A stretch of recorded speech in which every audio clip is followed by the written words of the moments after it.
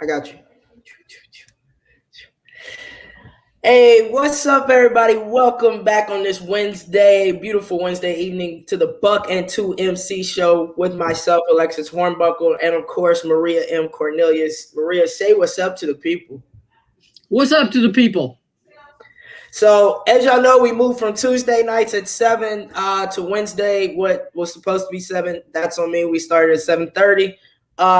But we're here. This is our new weekly schedule. So make sure y'all tune in, clear out your Wednesday nights, and ask all the questions you want and get where the most news, the most up-to-date news is for Lady Vol basketball. Maria, who's this show brought to us by?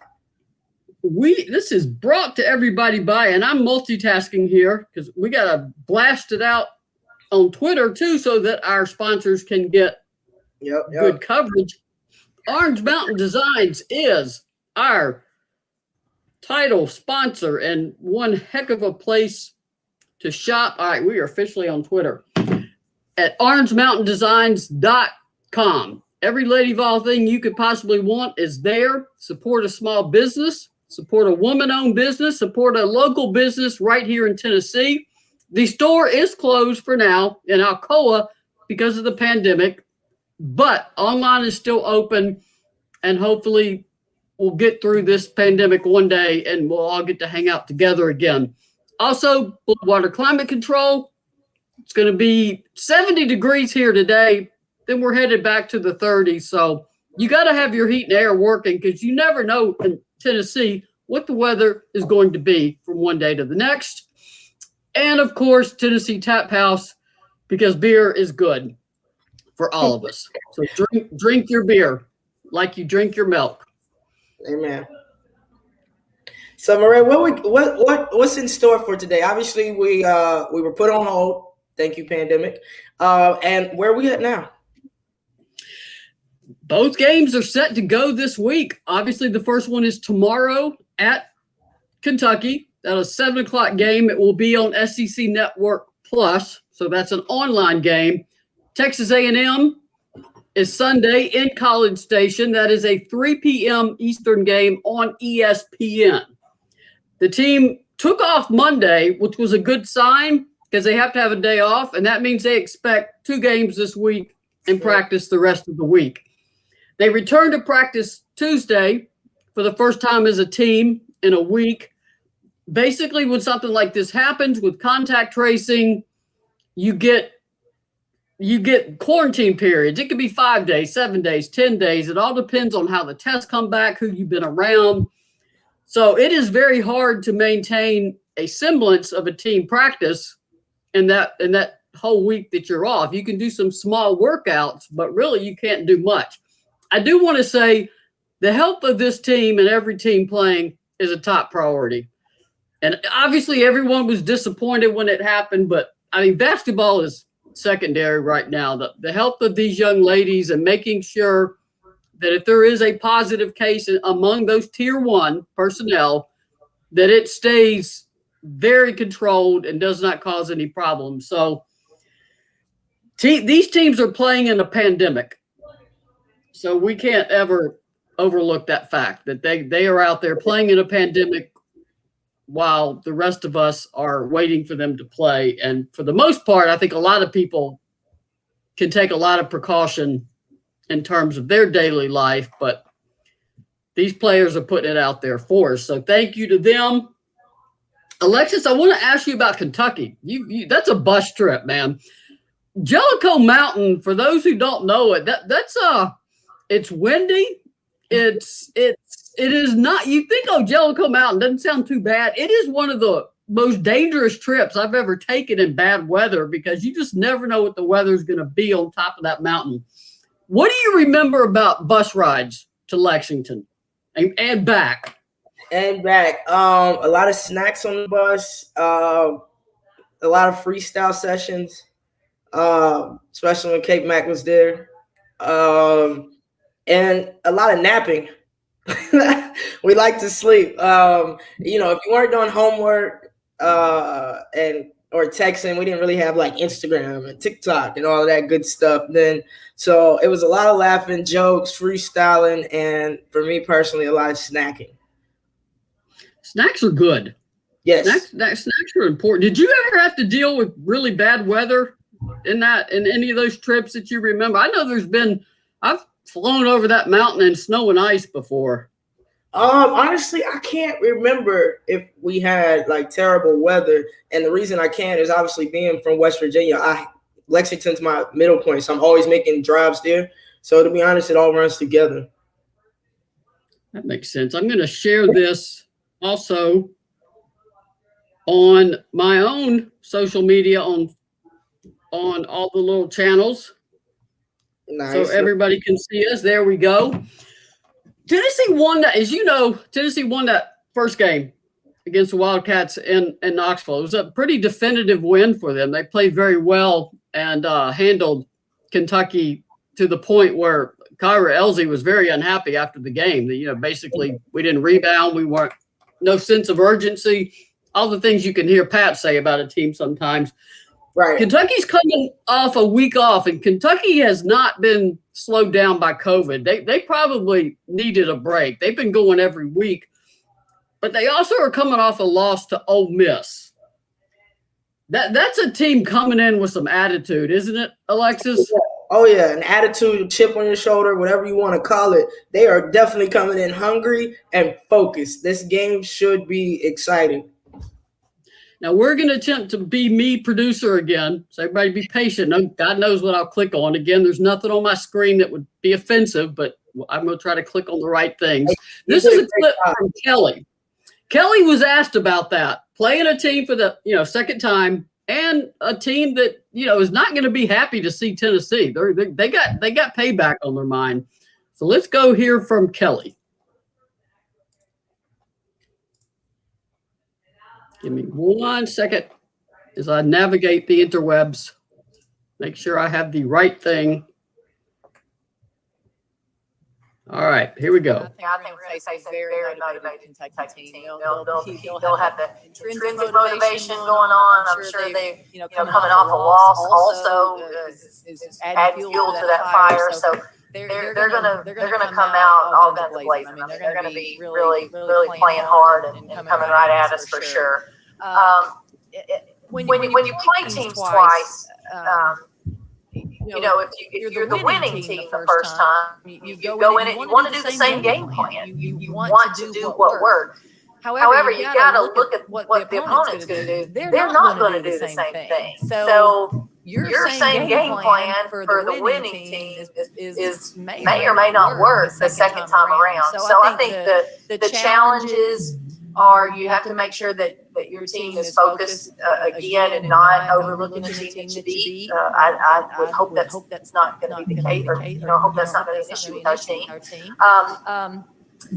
They know them, but I think also now they have to understand there will be some tweaks, there will be some changes, and we have to adapt to those changes. So I think having plan A is great, but also having plan B and plan C and players being able to adjust to it on the fly.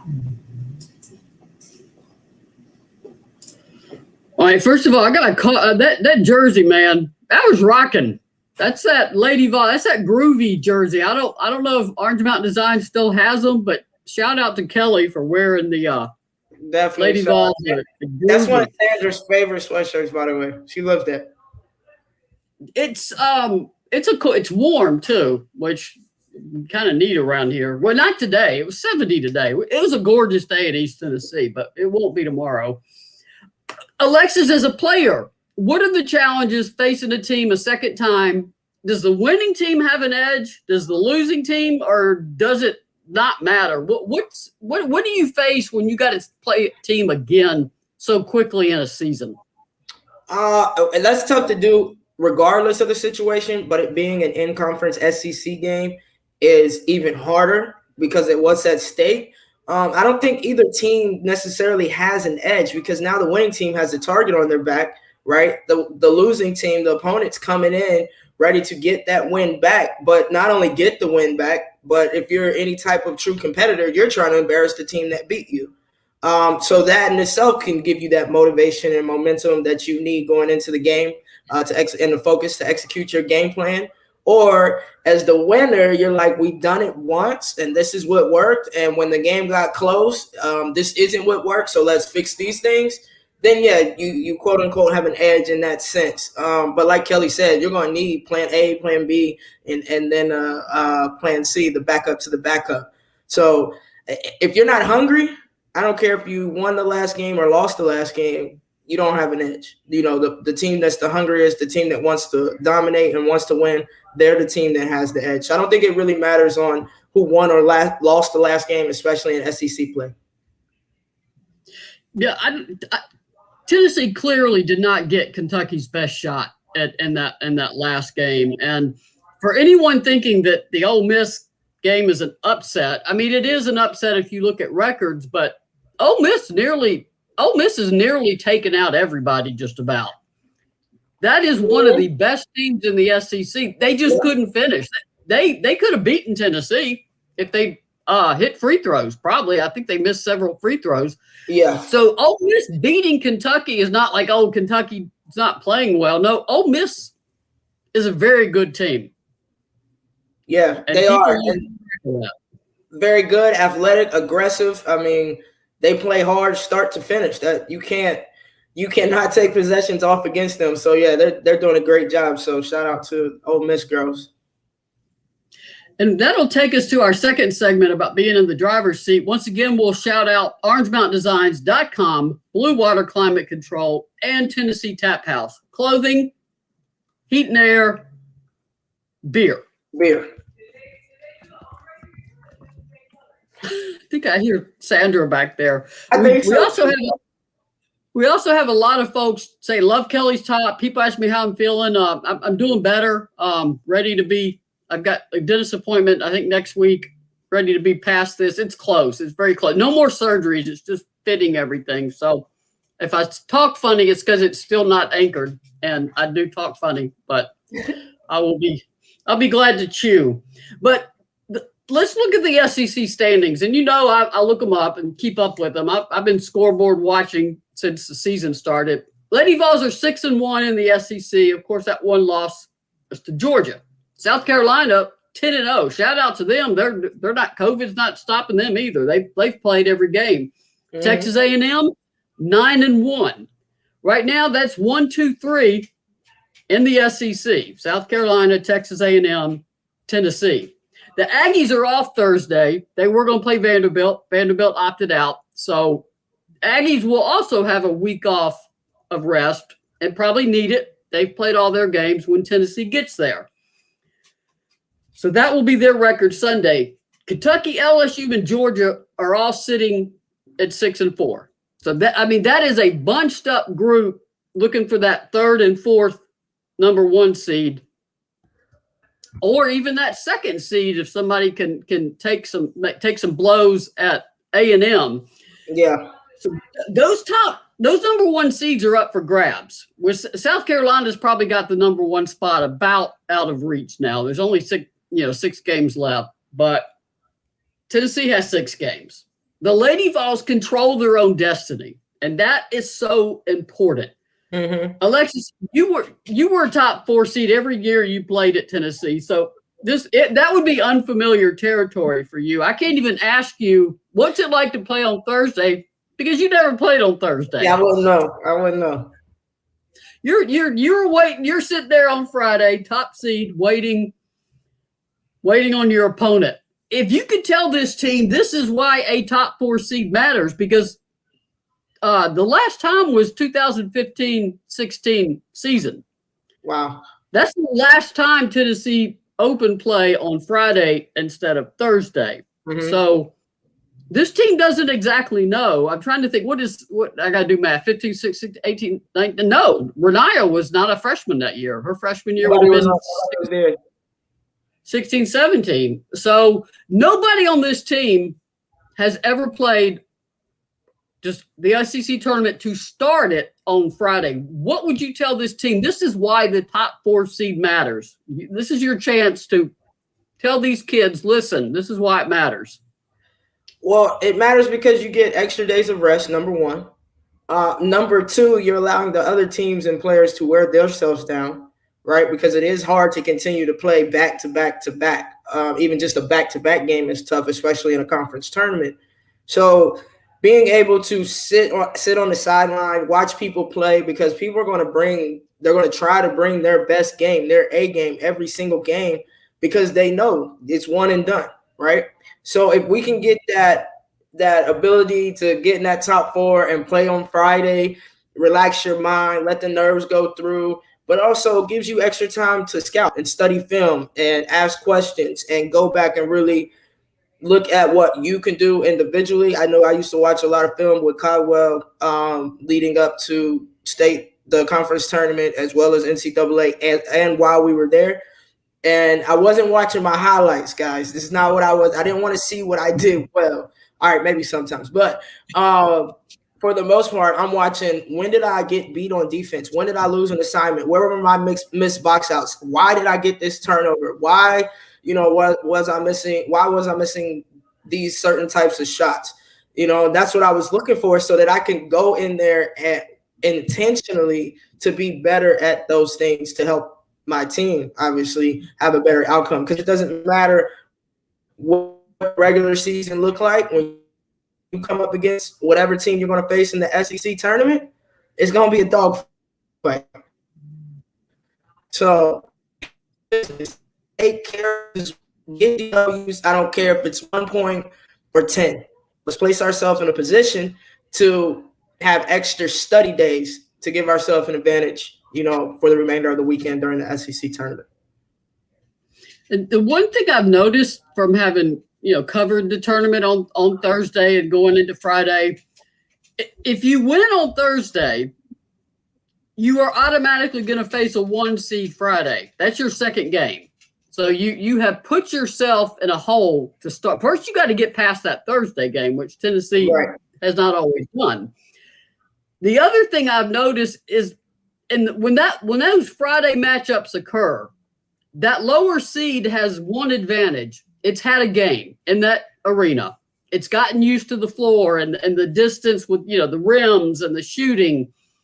The lower seed tends to open that game better than the 1 seed. And then the 1 seed, sort of gets its feet underneath them and then usually goes on to win the game. So the only advantage I've ever seen from a team playing on Thursday is that to open that Friday game, you're sometimes a little bit sharper than the 1 seed. Yeah. Just because you've already played on that floor. But at some point, the 1 seed plays like a 1 seed. And then if you happen to get to Saturday, now you're on your third game. And your legs. You just are not in a good position to win the tournament if you don't start playing on Friday. Well, I also wanted to hear Kelly talk about that in terms of being in the driver's seat and play and how, whether she has talked to her team about, hey, you control your destiny here. So let's see if I can do a screen share again and get a second Kelly clip up here.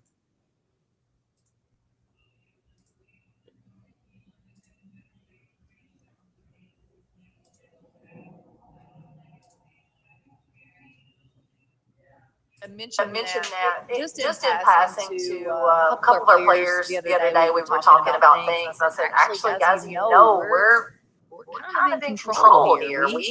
We decide where we're going to be. It's up to us. And that's where we're at this moment. We're in that position. So I think for our team, not they get it. I think they get big picture. But at the same time, I don't think they're too far gone. They're looking at it as, oh my goodness, this is such a important stretch. I think they can dial it down and look at and see that every game is important in itself. And that's where I want them to be. You got to finish strong. You got to play well. We know that. We've had to do that all season, especially in the SEC. You got to play well to get wins. Hopefully we can continue to play well and put ourselves in position to compete for a win every night. We'll stop the screen. What's your reaction to Kelly, Alexis? As a player, were you aware sometimes of where you were in the standings? Yeah, of course. I think you have to be, because you're fighting for something. If you're fighting to be number one. So if you're not number one, you know exactly where you are because you're striving to be number one. For me personally, it wasn't watching the standings to say, okay, we can take our foot off the gas. I think, and I think I speak for our whole team, especially 07, 08, was, all right, if we're not number one, right, or if we've been battling the number 1 and 2 spot or whatever it may be, we're not there yet. So yeah, I need to be aware of where I'm at so that I know where I'm getting to, and then I can, focus in on reaching that goal. We're pretty deep into it's an odd season. Granted, there's nothing normal about this season, but from your point of view, I mean, Tennessee has not had any what you would call bad losses in the SEC where they were just out of the game. I mean, you just deep in the second half, you were like, this is not going to happen. Are you seeing progress in year 2 with this team in terms of how it's playing? I realize it's hard to measure in a pandemic because it's a shorter season, but are you seeing signs of progress with this team in terms of competing? Yeah, for sure. You know how frustrated it was in the past few seasons watching our team basically quit on the court, give up, get deflated within the games. And not saying I haven't seen that out of this team this year, but it's few and far between. Most of the games they're out there, they carry themselves as if they're supposed to be here and that they're supposed to win the game. And they try to carry out as such, and especially when Green was on the floor. But it's the answer, simply put, is yes, Maria. I see a difference in the heart and the hustle and the desire to try to win every game. I think they're ahead of themselves in year 2 because that's what I've always said. I thought year 3 would be when we'd really see a big difference. They had taken a bigger step. Now there's a long way to go, but this time last year they were in the middle of a losing streak, and the constant conversation was Tennessee's on the bubble. Well, right now Tennessee's within the top 16 seeds. It won't matter. You don't get to host at home this year, but we're not having this conversation about is Tennessee an NCAA tournament team or not. So that's one of the bigger steps. Obviously, we still want to thank our sponsors. So let me show you something from Orange Mountain Designs. I'm going to share my screen again. With you. Got fire coming up, y'all. Some fire.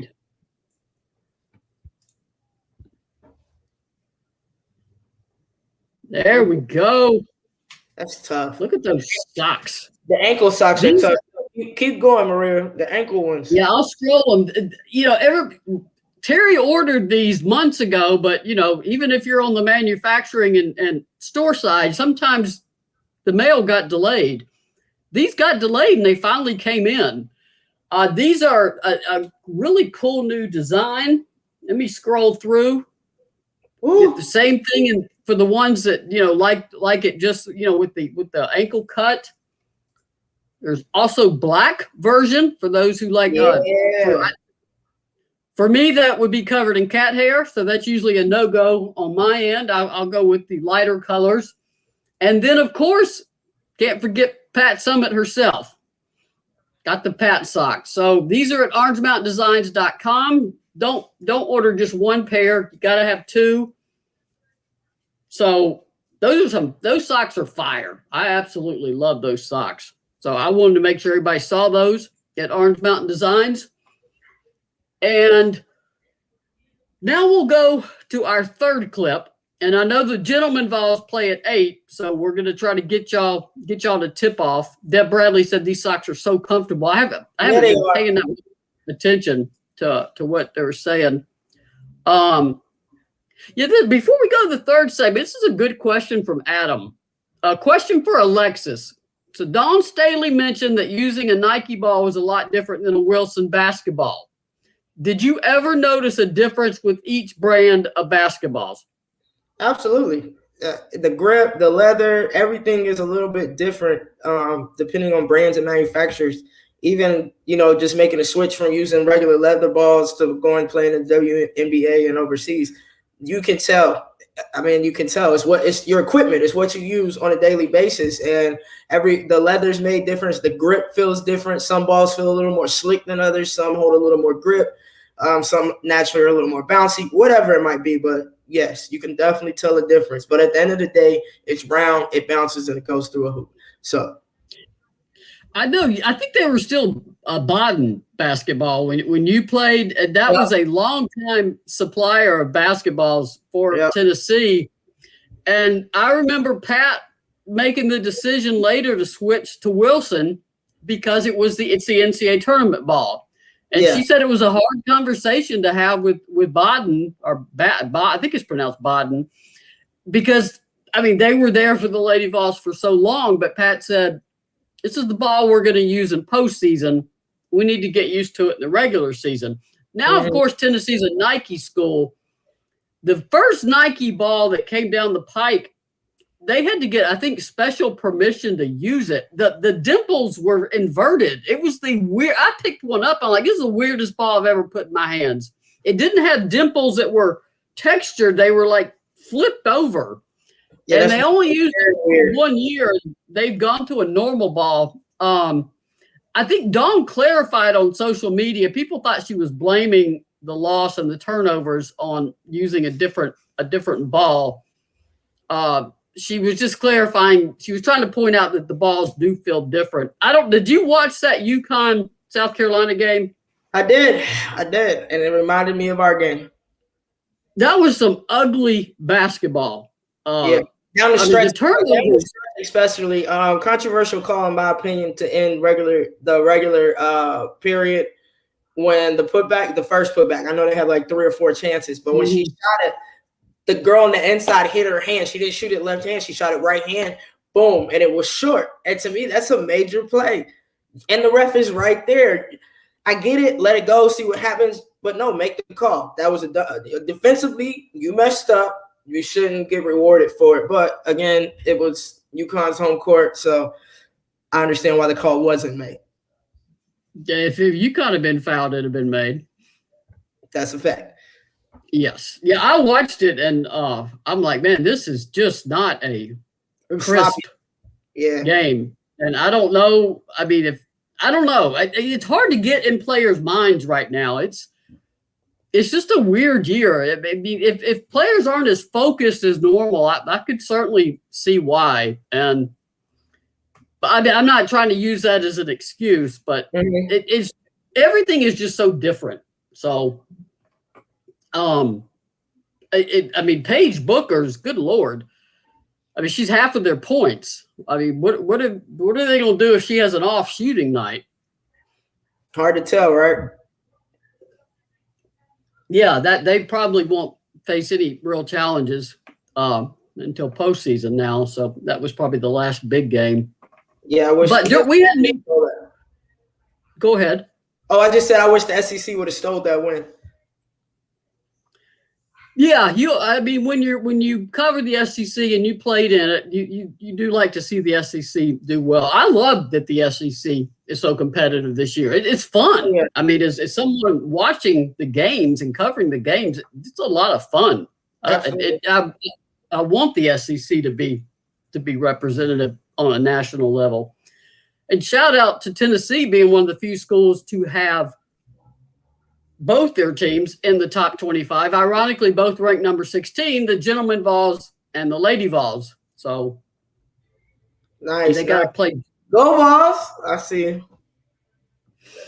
Well, we had media time with Kelly this week, and I mean, it's great because that means normal. I mean, last week we talked to her Tuesday afternoon, and probably within an hour, they got their COVID test back.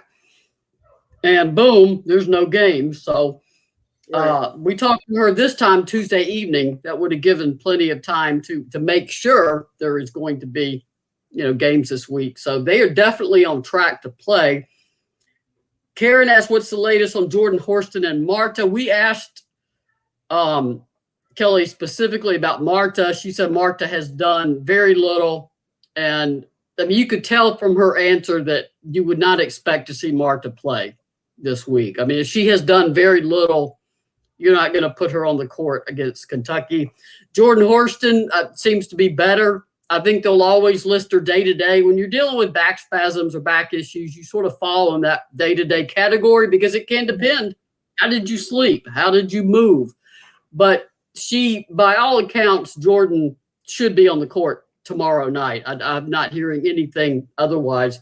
I will say, because of these different quarantine rules, I mean, there may not be all of the regular players available. You hope so. But some could be like game day clear. So we'll have to wait and see who all is available. I expect nearly all of the team that you would expect to be there. I think they're all going to be there. But I always say that with a caveat of, they get tested 3 times a week, and all these tests have to keep coming back negative. So we'll know for sure who's available tomorrow evening. But it should be a good game, and I expect Jordan Horston to be ready to go. Just curious about the opinion. This is Keith Williams from 2 great basketball minds. Alexis, you'll definitely have to take that because we're talking about great basketball minds. What do you think of all the attention Buckers is getting? I know she's a great player, but does she truly deserve all the hype compared to previous UConn players? Well, I think that's where we make the mistake. You can't compare. They need something to go on right now. They need a player to hype right now, and she's hot. She's knocking down shots. She's performing. So, and being at UConn, it's a Nike school. You have a lot of things going out of Connecticut. So she's a very marketable player. That's why she is where she is. And until somebody else is stepping up and being that consistent, I think that's why they're kind of giving it to her. Now, you say compared to previous UConn players, I don't think she can hang with some of the previous UConn greats, but I could be mistaken. Doris Workman wants to know, Alexis, do you play any basketball anymore? Honestly, I haven't been, but then one of my parents challenged me to one-on-one last night, which I lost, by the way, 5-2. Couldn't make a shot, had 0 legs. This is not an excuse, but it is a fact. I did do the hardest workout yet of this 9-week program that I've been doing for the past 5 weeks. We're on week 6 now. But anyway, so I told him, you just made me I'm about to get in game shape because I don't like to lose for any reason. I don't care that I ain't have my knee brace, the right shoe, because I'm old lady, y'all. Got to have all this set. Didn't take my inhaler. A lot of odds were against me, okay? Now, Mr. Paul Wyatt, if you're listening, that's who beat me, by the way. His daughter, Charlie, is a 4th grader on our team. I'm coming for you, bud. I'm coming. At least the 4th grader didn't take you. No, but she was on it and had me on Facebook Live, though. Yeah. Oh, man. That's brutal. Little brats. So, no, I don't really play, but after that, I might get back to where I can at least, dominate one-on-one games and boost my ego back up. For those who don't follow Alexis or Sandra on social media, they put these workouts in super fast speed on Instagram. They are exhausting. Oh man, they are exhausting to watch. I look at them and look at them go. You go, and then I go back to sleep or something. I'm like, that's awesome. They are tough. I'm sore as I'll get out right now, to be honest. But it's worth it. It's worth it, creating a healthy lifestyle. Maria, as we start to wrap this up, what else we got to in the show? And we got one last segment titled "We're Built for This." During that media time with Kelly, we asked her, second pause, how is the team doing? And she said, her shoulders slumped a little bit. It was disappointing, and she had a pity party essentially for one because nobody else was invited. Tennessee has won 4 straight, I think, in the SEC. Then you get you're ready to go to practice. You get the test results, everything shuts down. And a small group can get on the court if their contact tracing doesn't get them. But to be safe, the coaches they sit in the stands or coach up from the concourse level. It's just a letdown, especially when you're so hyped and playing well. Alexis, I realize you haven't dealt with this, but knowing what you know about yourself and these circumstances, how do you think you would have handled playing in a season that you play and then it stops and then there's COVID and then you're back? I mean, what are the challenges for a player trying to deal with this during the season? The biggest challenge is to stay in rhythm. You don't want to lose your touch. Game shape is different from, preseason workout, being in conditioning and actually being in game shape, from those short to long sprints, quick. You're working for 2, 3, sometimes 4 minutes at a time, and you only might have, a 30-second timeout or a full timeout, and being able to recover. So being able to keep your body and mind in tune to what it takes to play an effective and efficient game at a high level, I think that kind of throws you off a little bit. But also because of the pandemic, they're kind of on strict their rules. We can just go to the gym whenever, or we can go, play at hyper or do this and do that. And they don't have that option right now. So I think that's definitely the hardest thing. And if I could tell them anything, like, do things on your own, run around the campus. It's empty anyway, pretty much. So, run around the strip or something, make some fun conditioning games, every once in a while, if for some reason you do have to set out for a week, but also use that time to recover. We are facing injuries and we want everybody 100%. So that's another tough thing. So I don't know how, especially me, man, I like when it's time to lock in for basketball, I was there, especially back then. And so to get ready and then day of or day before say, nope, we're out a week. I don't know what I would have done, Maria. I really don't. I would have probably still found a way to play pickup somewhere or go work out with somebody in the gym. I would have been in the gym or on an outside basket. I know that for a fact. That's one reason that road games aren't such a bad thing in this season, because it's kind of a change of pace. You at least sort of see something new, even if you're just looking from the highway. And because they really are confined to such small areas, and for a college student, I mean, that is not easy. On Tuesday, Kelly was also, her spirits were uplifted by hearing a player say, "We're built for this." And I want you to hear this clip by Kelly talking about that on Tuesday as the team was getting ready for practice.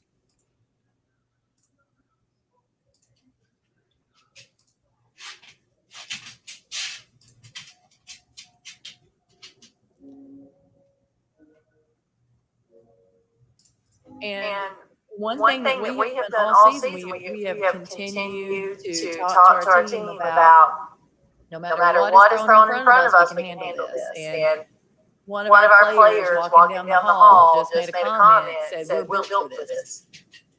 And I got cold chills, because that's exactly the mindset you want your team having. That they can handle this. They can be resilient. We can get through anything. That was a really short clip, just to hear Kelly say. What do you think? What's your reaction to a player saying that, Alexis? Oh, I would get hyped. That sounds like a Lady Vol player in a Lady Vol locker room talk right there. Hey, listen, I don't care what our previous struggles were. I don't care what we're up against. We're built for this. We're going to be all right. We're coming out there for everything that we have.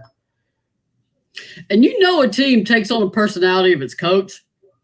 Yeah. But it also has to believe in itself, because as Pat would always say, I'm in control at practice. The players are in control during a game. They control what happens on that court. Yeah. And that confidence and belief in yourself has to develop over time. And I mean, the Lady Vols have spent the last decade trying to get back to that upper echelon of the sport. And by that, I mean Final Fours. We're not talking about competing in the SEC. We're talking about Final Fours. Every year. This last 10 years has included the diagnosis and death of Pat Summitt, the shoes that Holly Warlick had to fill while grieving her own coach and mentor, and now a former Lady Vol returning to Tennessee, and Kelly Jolly Harper, after 20 years away from Knoxville. Now, we're built for this. That doesn't mean Tennessee's going to win Thursday, but it does increase the belief that Tennessee can win, that they're preparing to win. And this is my last question for you, Alexis, and we'll make sure we didn't miss any questions. For inner confidence, how important is for that is a player, because you know that has to come from within if you are a competitor. How big of a step is it for the players to be confident in themselves? That's huge. To me, that's the difference of starting out in that SEC tournament, no matter which day it is, with a whole lot of jitters and just, kind of playing all over the place, or bringing poise to the game. When you have that confidence, it kind of does slow the game down for you a little bit. Like, okay, I'm good. We prepared for this. I watched this. I read the scouting report, and I put in the work on my end, and I know my teammates have. So you go in there with trust, number one, and you're going to play that game with a lot more patience and poise. And, really, I think you're able to really do well when it comes to the smaller things, the attention to details of what it takes to really win, conference SEC tournaments and hopefully NCAAs. There was a comment by Kathy Hunter. It's either Rowe or Rao. So, Kathy, I apologize for butchering your last name. Who do you think said that? I'm thinking Horston. I should have asked. Go ahead. Who do you think? I meant to ask Kelly, and then we got out of the the interview. We had to finish it up. But who do you think said that, Alexis? I'm thinking either Horston. Okay, I have three: Horston, Davis, or Walker, and that's just based upon the personalities of how they play.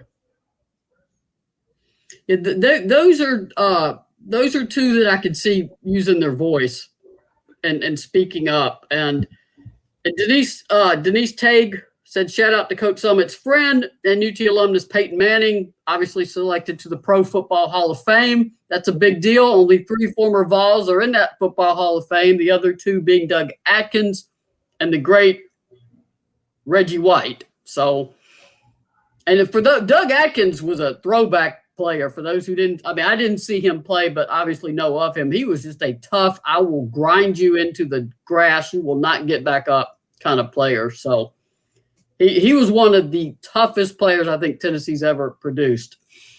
But that is the bulk of our show. Actually, that is our show, the 3 segments that we had. I'm going to make sure we didn't miss any questions. Obviously, please support OrangeMountainDesigns.com. Get you those socks. They're the best socks in the world. I don't know if that groovy Lady Vol sweatshirt is still available. I need one for this hair. It would go with my hair, my groovy 70s style hair that just keeps definitely. Obviously, Blue Water Climate Control and the Tennessee Tap House, which we're going to be at one day, I'm just certain, pouring down beers and telling stories. And I'm a lot of fun if someone else is paying for the beer. I can promise you that. You ask me about anything, and I'll tell you about anything. And I have some stories that I can tell in a bar that I would never tell on a live stream. So those are the fun stories. But I don't think we missed anything. And I know everybody wants to watch the Gentleman Vols. Yep, I know I'm about to go watch that. And Nancy said, enjoyed the show. Thank you, Maria, Alexis, Orange Mountain Designs, Blue Water Climate Control, and the Tap Room. So thank you, Alexis. We will do this again on Wednesdays. We'll try to go at 7 if those pesky little parents will pick up their kids on time. Otherwise, we'll keep you posted. And thanks, everybody, for coming. And Alexis, I'm going to let you take us out. Absolutely. Like Maria said, thank you all for everybody that tuned in and watched us here on Facebook, Twitter. Lord, I lost my mind for it. The Locker Room, Volunteer Roadshow Locker Room, and also YouTube. Sorry about that, guys. I blanked out. But thank you for watching. And until next time, go Lady Vols. Peace.